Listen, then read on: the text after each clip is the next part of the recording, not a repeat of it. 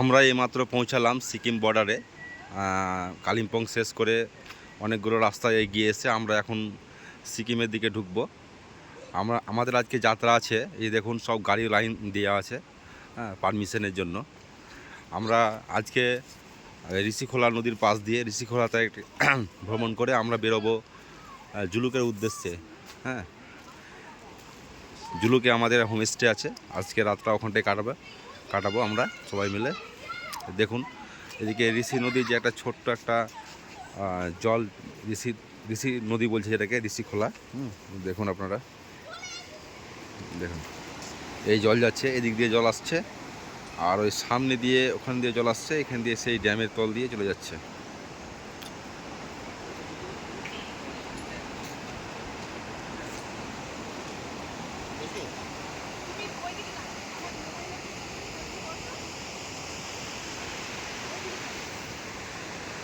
বেশ উঁচু পাহাড়ের নিচে আমরা অবস্থান করছি এই মুহূর্তে।